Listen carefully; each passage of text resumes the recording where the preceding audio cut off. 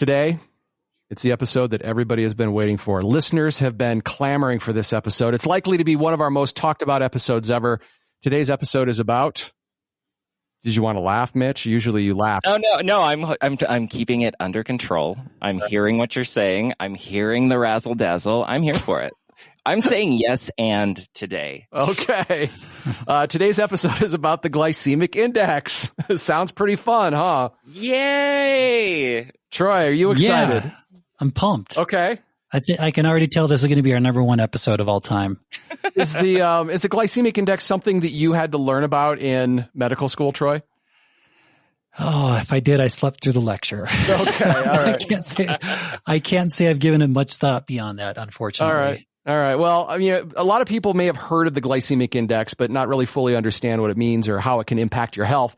And essentially, the glycemic index is a ranking system for carbohydrates based on how they affect your blood sugar levels. So foods with a high glycemic index can cause these rapid spikes and crashes in blood sugar levels, which can lead to a range of negative health effects. And also, sometimes it could lead to those crashes that we hear about where you're super tired, don't have energy. So we're going to learn more about the glycemic index, what it is, how it works, and how you can use it to help with your health. Or you might learn it's a bunch of malarkey. I don't know. I don't know. This is Who Cares About Men's Health, with information, inspiration, and a different interpretation of men's health. I bring the BS. My name is Scott Singpill. The MD to my BS, Dr. Troy Madsen. Hey, Scott. Excited to learn about the glycemic index. See what I missed out on in med school. Always with his unique perspective. Mitch Sears is on the show.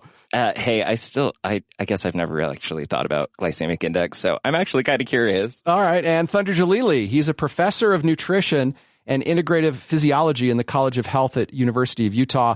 And he told me this is a good topic, so I'm excited about it. Hey, Thunder. Hi, guys. Hope everyone's doing well.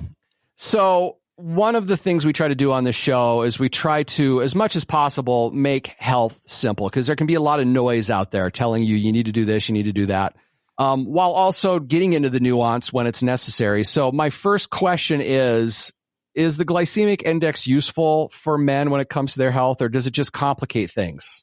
What's your take on the glycemic index? Is it a useful tool? Yeah. So glycemic index, it can be moderately useful, but, and I say moderate because I think sometimes people take it to an extreme, and the index itself is a little limiting, because what it does is it ranks foods based on the amount or based on the effect it has on blood sugar levels.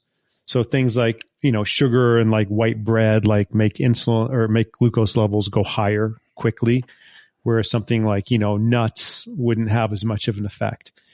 So like it sounds good on the surface, but one of the things that the glycemic index doesn't really consider is the amount of food that you eat or what you mix that food with other things. So I say moderately helpful because it kind of identifies which foods have potential to raise blood glucose levels, but you have to consider how much you're eating and what else you're eating with that food. So Thunder, you kind of alluded to it there, but I mean, like I said, if I had a lecture on this, I didn't pay attention. Like, what is the glycemic index? I need a starting point here. I'm not even sure. Right. Okay. Good question. So glycemic index is basically like you give people like a food, a particular type of food, like an apple or like a piece of white bread or an egg or something. And then you measure their blood glucose response to eating that food. In other words, how high does their blood glucose get? Like how quickly does it get high? Things like that. And you give it a score based on that. And the score goes from 0 to like no effect on your blood glucose levels to 100, which is a kind of dramatic effect on your blood glucose levels. And I wish I had a table in front of me because I can't remember off the top of my head, like what's the food with like 100 and like what foods are like have 0, but it kind of goes along with your common sense, like foods that have more fiber in them and are unprocessed. Like think of your vegetables and legumes, like kidney beans, or lentils, things like that. These are low glycemic index foods because they're harder to digest. It's harder to get the carb out of it. The fiber slows everything down, so it takes longer for the glucose to get into your blood. And then on the other end of the spectrum, foods that have a high glycemic index, so closer to that index of like 100, say like, 75 to 100, somewhere in that range. These are foods that are loaded with carbohydrates, don't really have any appreciable amount of fiber. They digest very quickly, and the glucose hits the blood very quickly. So what are food examples? Like white rice is an example, like Wonder Bread, potatoes, like any kind of like soda, like Coke, Mountain Dew, things like that. Those are super high glycemic index foods. And then stuff in the middle is things that have some fiber in there, but also some, easily accessible glucose, like raisins, maybe a whole grain bread as opposed to a white bread, kind of more has a medium glycemic index. So you get some of that glucose hitting your bloodstream, kind of in a moderate fashion, not super fast like the high glycemic index ones, but not low like broccoli, for example. So corn, bananas, raisins, I think I mentioned, whole grain bread. So does that answer your question, Troy? That's super helpful. Yeah. And it makes perfect sense now that you say it. I know we've talked about it before, but yeah, like while you were talking, I just Googled glycemic index chart. And on the left side of the chart, the low end, I'm seeing things like chickpeas, plain yogurt, peanuts. And then on the high end of the chart, I'm seeing marshmallows, donuts. Marshmallows, say it's not so. I know. That Hard seems to believe. personal. I know. Yeah. Exactly. But makes sense. So is the glycemic index something, my impression is that it is going to be more useful to somebody that has insulin resistance, diabetes, prediabetes, that sort of thing, to make sure that they're eating foods that's not going to cause that insulin response? Or can it be useful to people that don't have those conditions? I think it could be useful for everybody, because foods that tend to have a low or medium glycemic index tend to be the foods that we talk about a lot on this show, like foods that make up the Mediterranean diet, those foods that are common in like a healthy vegetarian diet, right? So I think based on that, it can be helpful for anyone. But you just have to remember, this is kind of an artificial index, and we do not eat foods in isolation, right? We eat foods in combination, and we can vary our amounts. So for example, let's say I have a cup of cooked broccoli, and Can we talk about a baked potato instead? I'm getting there. Okay. I have a cup of cooked broccoli and I eat that, and it's a very low glycemic index food. All right. Let's say I now have one piece of broccoli and I have a cup of potato. So this is probably more of a high glycemic index meal, because even though I have the broccoli in there, it's not much, it's a low dose, and the potato, a whole cup, is a higher dose.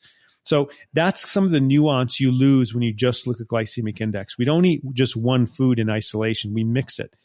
Or one last example. What if I have like a banana, okay? Kind of a medium glycemic index food. Well, one banana has kind of that medium effect. What if I decide to eat 5 bananas? Now the load from that medium glycemic index food is going to be pretty high, and I'll actually have a pretty, more of an effect on my blood glucose levels. So dosage and how you mix, those are two important things. 1 spoonful of potato, negligible. 58 spoonfuls of potatoes, big effect. Yummy. That's a lot of potatoes.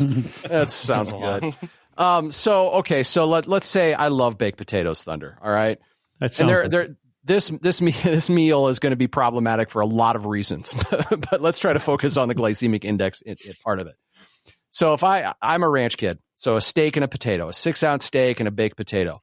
That baked potato's glycemic index, from what I've seen, can be anywhere from 85 to 95, which on that 100-point scale is pretty high, right? That means those carbohydrates are going to get turned into sugar and utilized really quickly. Is that correct? Yeah. The starch gets broken down really quickly into glucose, and bam, it hits your blood.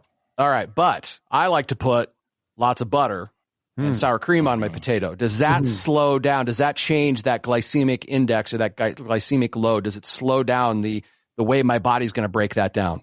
It could, in the sense that when you add that fat to it, it slows gastric emptying. So in other words, the potato gets released into your small intestine a little slower, which would slow down the digestive process and the glucose release.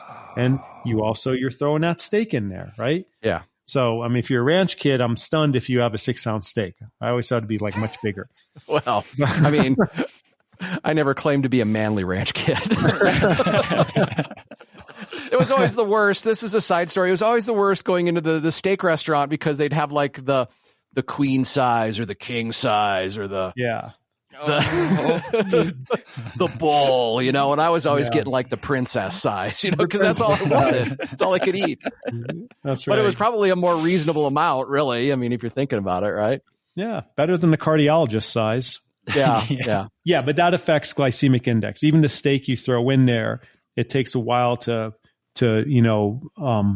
digest, to pass that protein in the steak into the small intestine. Again, that slows gastric emptying. So things like that could moderate the potato effect. Sure. And like I said, there are probably other dietary problematic issues with that, with the amount of butter I probably like in eating that steak. But it does, I think that illustrates the fact that it does change things. So, for example, if I have dessert after my meal, as opposed to before my meal, that dessert would have a high glycemic index. But because I've had a meal and a full stomach, would that slow down? Would that change things? I don't know, because desserts typically have so much sugar in there. The sugar in a dessert, maybe you have a dessert with 30 grams of sugar, 40 grams of sugar. That's already available and ready to hit your bloodstream pretty much. All right. At least the potato has to be broken down. Like, you know, the starch in the potato has to be broken down into, you know, smaller units and eventually the glucose. You don't have that with like chocolate cake. It just has like a ton of sugar. Troy, you know what my takeaway from that comment is? You should eat more stuff to slow down the high glycemic index stuff. No, because that doesn't work. You should eat dessert first. You should eat dessert first. Life is short. There you go. Okay. Or just have a smaller dessert, right? I was going to say, dosage amount is also important for glycemic index. I can have one bite of chocolate cake. It's not a big deal for anything. Who does that? It's so That's little. what I was gonna say, who does I know, that? but just as an example, right? It's such a high glycemic index food, but I have one bite. It doesn't have any impact. Yeah, or a smaller slice, perhaps. Yeah. So that's the one, like I said, I keep going back to this. That's the one problem with glycemic index. It identifies foods that have the potential to really, you know, play this role on your glucose levels. But there's so much nuance, how much of the food you're eating and how you're mixing it with other stuff. And that's the limitation of glycemic index. Here's another problem I have with glycemic index. Okay, I'm going to play a little game with you guys. What's going to have a higher glycemic index, a chocolate bar or a baked potato? Troy. Since you're asking the question, the answer is going to be baked potato. No, I'm going to do the opposite. Chocolate bar. All right. Wait, how much cocoa? How much cacao? Like, what is the rating? Is it, how dark is it? So the glycemic index for a milk chocolate bar is 42. If it's dark chocolate, it's 23, which is pretty low. That's shockingly low, right? Surprisingly low. Well, that dark chocolate bar has fiber in it too. Oh, okay. What? A baked potato is 85 to 95. So are you telling me the glycemic index is saying I should eat those chocolate bars before that baked potato? Well, it also, if you look back at that, you know, wherever you got that data, Scott, what's the serving size for the dark chocolate? Is it the whole bar? Is it just like one square that's like 5 grams or something? Because again, you're talking about how it affects the glucose levels that come into your blood. If you have like 5 dark chocolate bars, then maybe the glycemic load will be much higher than just like a couple squares off of one bar. All right. The other one that surprised me here is, and you guys are already onto my game, so we don't need to play it, I suppose. A soda or a baked potato. Now, the chart I saw is soda is 59, but there again, now I'm learning that we don't have a serving size. That might be an ounce, right? And a baked potato is 85 to 95. That just seems really strange. I just see here, I Googled a glycemic index chart with serving size. The Coke is a 12-ounce serving size. And then what's the carbohydrate? So there's like roughly 40 grams of sugar in the soda. Yeah, and the glycemic index is 58 for one 12-ounce Coke. That makes no sense. I would think that would be so much more likely to cause a blood sugar spike than a baked potato. Well, let me give you some good news. Okay, please. One 12-ounce beer would have a lower glycemic index than Coke. Because I see here, if you have 25 ounces of beer, 2 cans, the glycemic index is 66. So If you have one can of beer, it's probably a lower glycemic load and probably a better glycemic index. Wow. All right, so we're learning some stuff here. What do I do with that? Does that mean I get to go have? Does that mean, given the choice, I should have a beer over a Coke? Well, I would say yes. And put butter on that beer. Butter on it. Yeah, to mix make some it go butter in the faster. beer. But don't lose sight of the big picture. These are foods in isolation, and again, we eat stuff that's mixed together, right? So what is your trend? Yeah, what is your trend? So, if you have like oatmeal with a glycemic index of 58, kind of a moderate glycemic index food, but you're putting, nuts in there that have fiber and fat, and, you have an egg with that oatmeal. Now you're talking your whole meal probably has a lower glycemic index. And am I having half a cup of oatmeal or, 10 cups of oatmeal? That affects the glycemic load. So just remember, what are you mixing your food with and how much of it are you eating? Is a glycemic index useful in another way other than just kind of trying to figure out like how fast this meal is going to be converted into sugar and what kind of, insulin response I'm going to have, what kind of sugar crash I might have? Yeah, I think one of the things it's useful for is to provide another piece of guidance to, tell us what foods are more healthy and what foods are less healthy, because foods that have a lower glycemic index will have like more fiber. They're typically less processed. And so they can be identified by the index score. And foods on the other side of the scale that have a high glycemic index, typically they have less fiber. They may be more refined or more processed. So it gives us, it labels those. So maybe don't get hung up on the exact number, but you can kind of put foods in grouping, kind of like a low, medium, high, and things that are high, say, okay, I'm going to try to not eat as much as those and just focus on the ones that are low and medium and not worry about like the exact number. And, foods in general that, we consider healthy that are on the lower glycemic index. I mean, if people follow this, it can also like help in weight loss. We haven't really talked about that. Like, you look at the stuff that has like high glycemic index foods, like I'm looking at a list right now, like Fruit Loops, for example, 69. That also has like a lot of added sugar, kind of any kind of dessert. You eat less of this stuff, you eat less added sugar, you probably end up losing weight. For some people, weight loss also is accompanied by, a lower blood pressure. Right. So you get kind of some added bonuses. So it can be a guide in that sense. I'm going to try to pick more of these lower GI foods just because I know those are the ones that will help with weight loss and kind of help long-term with overall health, but not to get hung up on this food is 50, this food is 54. I cannot eat the 54. I got to go with the 50. Don't get that bunged up with the numbers, but use it as a guide. Sure. And it also sounds like if something's low on the glycemic index, I can eat a lot of that. It probably is not going to be a big deal. If it's higher, I probably want to watch my portion size. Very well put. Yeah. All right. Hey, Mitch. Yeah. So was this the groundbreaking episode that I promised?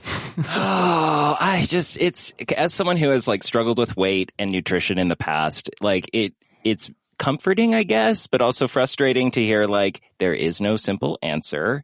But at the same time, like, eating more unprocessed things, making sure that it's balanced, making sure that you're getting enough calories every day, et cetera, is maybe more important than following every little thing, every little number that exists out there, whether it be, a point system in some weight scale or the glycemic index or, if it fits your macros, all of those like really number focused things about nutrition. It doesn't necessarily give the whole story. Yeah. So, there's a bit of like comfort in that, being like, okay, so this could be a helpful tool, but it is not like a commandment of like how I'm going to lose weight. But, at the same time, like it could be really helpful. And it just sounds like we're back to unprocessed foods again. Yeah. I think my takeaway is I could get into this game where I'd be like, oh, I got to pick the lowest foods on there to be as healthy as I can. Right.